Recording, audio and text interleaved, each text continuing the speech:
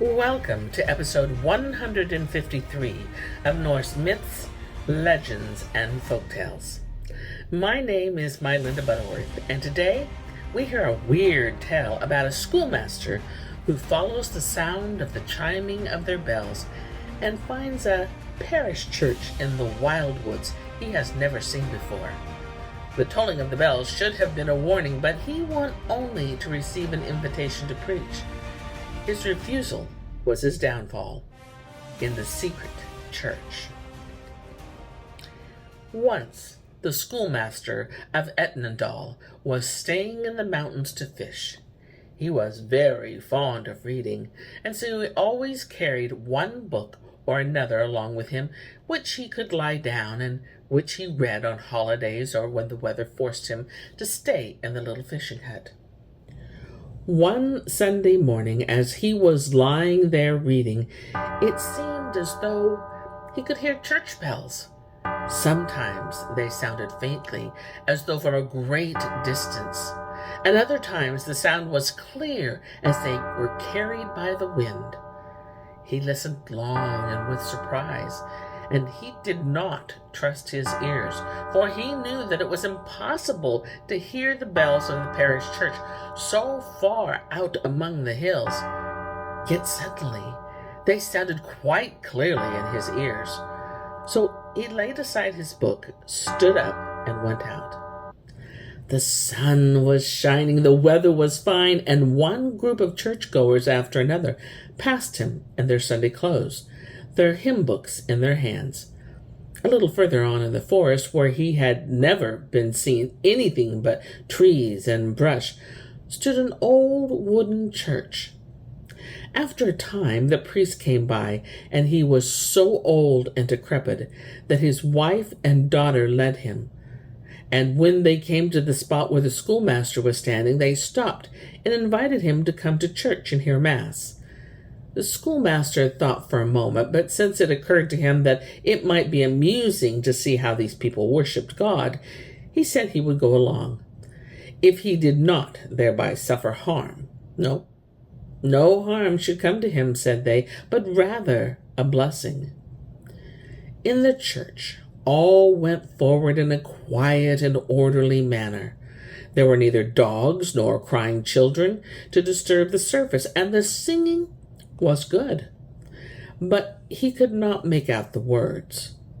When the priest had been led to the pulpit, he delivered what seemed to the listening schoolmaster a really fine and edifying sermon, but one it appeared to him of quite a peculiar trend of thought, which was not always able to follow, nor did the Our Father in Heaven sound just right, and the deliverance from evil he did not hear at all, nor was the name of Jesus uttered, and at the close no blessing was spoken.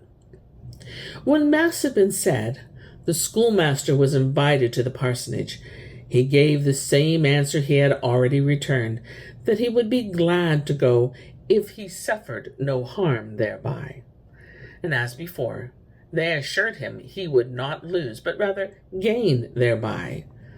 So he went with them to the parsonage, just such an attractive and well-built parsonage like most in the neighborhood.